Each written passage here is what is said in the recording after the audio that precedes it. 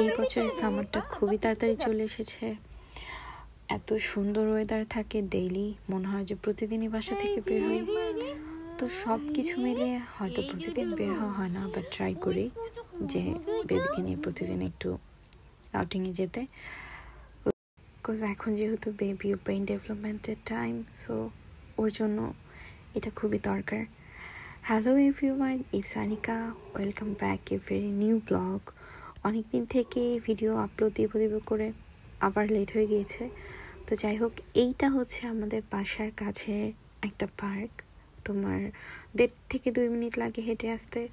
Just ফ্লাওয়ারের কালারটা দেখো, এত সুন্দর। এই বছর যে সামার এত তাড়াতাড়ি আসবে এটা আসলে হয়তো কেউই ভাবতে পারেনি। এখন স্প্রিং, বাট তারপরেও যে তোমার এত সুন্দর সুন্দর ফুল ফুটে থাকে চারো পাশে, মাথা নষ্ট হয়ে যায়। মনে হয় যে আসলে ঘরে থাকা খুবই দায় এরকম ওয়েদারে আসলে। আর যেহেতু এখানে তোমার ঠান্ডা থাকে, এরকম ওয়েদার হলে আমার মনে হয় না যে আসলে কারোই বাসায় থাকতে মন চায়। তো যাই হোক, তোমার ওই দিন হচ্ছে এরকম শিলাপু বাসায় ছিল, তো ভাবলাম যে একটু বাইরে বের হই বেবিকে নিয়ে, আর কিছু কেনাকাটা ছিল সেটাও করে বাসায় চলে আসব। তো এখানে দেখো তোমার গাছে পাতা নেই, কেবল তোমার হচ্ছে পাতা হচ্ছে, যেহেতু স্প্রিং চলছে।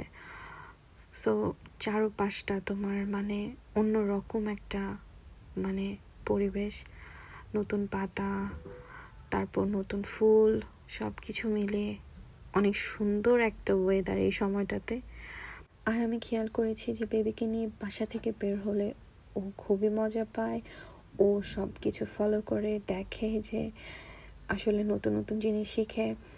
আমার কাছে সেটা খুবই ভালো লাগে। তো তারপর হচ্ছে টুকটাক কেনাকাটা যেহেতু ছিল, একটু শপিংয়ে চলে গেলাম। আর এখানে আমি বীজ কিনেছি। আমি আসলে মরিচের বীজও খুঁজছিলাম, যেহেতু আমার মরিচ গাছ অনেক পছন্দ। তো সেটা আনফর্চুনেটলি পাইনি, যা পেলাম তাই নিয়ে আর কি বাসায় চলে যাচ্ছি। তো এই যে এটা হচ্ছে তোমার ওই যে পার্কটা, ওইটারই একটা প্লেগ্রাউন্ড বেবিদের। অ্যান্ড ওইটার পাশে আরেকটা হচ্ছে তোমার বিভিন্ন রকম অ্যাক্টিভিটিসের আরেকটা হচ্ছে পার্ক। সো এটা একদম আমার বাসার পাশে হওয়াতে আমি আর কি আমার জন্য খুবই সুবিধা হয়েছে। বেবি আর একটু বড় হলে তারপর ওকে আর কি নিয়ে আসতে পারবো। আর হচ্ছে ওইখানে হচ্ছে তোমার এরকম স্ক্যাডুল আছে যে কোন সময়টাতে কোন বয়সী বেবিদের নিয়ে আসা যাবে বা তুমি নিয়ে যেতে পারবে আর কি ওটার ভিতরে। এই যে দেখো বাচ্চা কাচ্চারা, আমার দেখতে খুবই মজা লাগে। এখানে সব টাইপের এইজের বেবিরা আসে।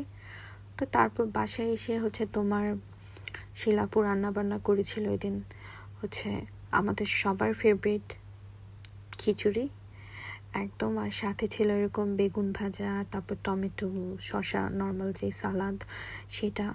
সো আর ছিল হচ্ছে গরুর ভুনা, একদম কষা ভুনা, সাথে এরকম দেখো গোটা গোটা রসুন দেওয়া। খিচুড়ি আমাদের সবার এত পছন্দ, খিচুড়ির সাথে গরুর মাংস না হলেই নয়। তো গরুর মাংস, খিচুড়ি, আর হচ্ছে রান্না করেছিল যে তোমার লাউ, এই দেশে যে লাউটা হয় ওটার সাথে মাছ। এই যে আমার প্লেট একদম মন মতো সব কিছু সাজিয়ে নিলাম, এখন জাস্ট খাওয়ার পালা। আমার এখন খিদা লাগে গেল প্লেটটার দিকে তাকিয়ে।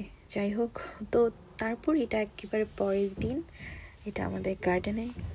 যেহেতু বললামই আমার এবার গার্ডেনিংয়ের প্ল্যান আছে, দেখা যাক কি হয়। সো গার্ডেন অবস্থা মোটামুটি এইরকম।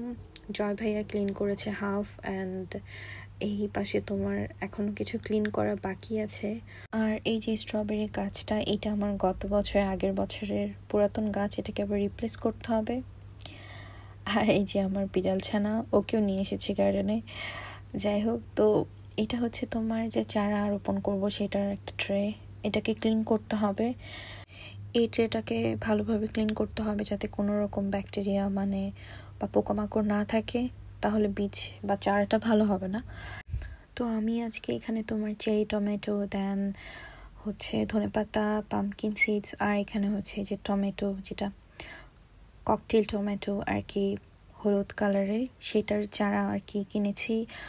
সো এগুলো আজকে আমি লাগানোর প্ল্যান করেছি।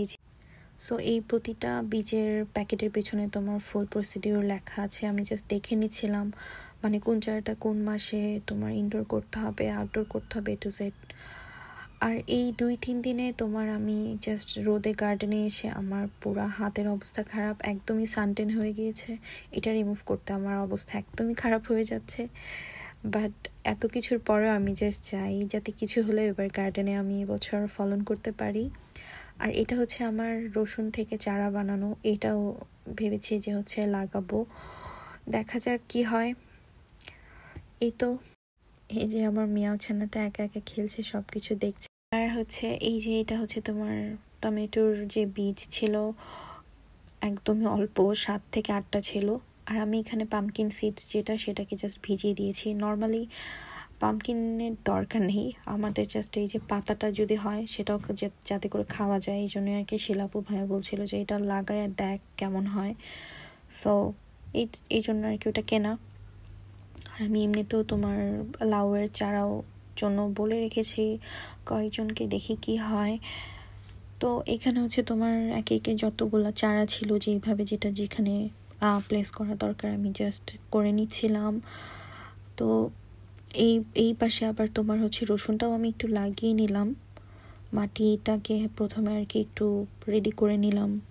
ঠিক আছে, সব কিছু মিলিয়ে দেখে নিলাম যে আসলে কোথায় দিলে ভালো হয় বা কোন প্লেসটা রসুনের জন্য ভালো হবে।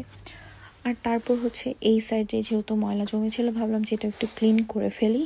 আর বাকিটা যেহেতু তোমার আরেকদিন টাইম লাগবে আর কি পুরোপুরি ক্লিন করতে। এই যে, আর পাশাপাশি তোমার এটাকে ইনডোরে ঢুকিয়ে নিলাম, এটা যেহেতু রেডি।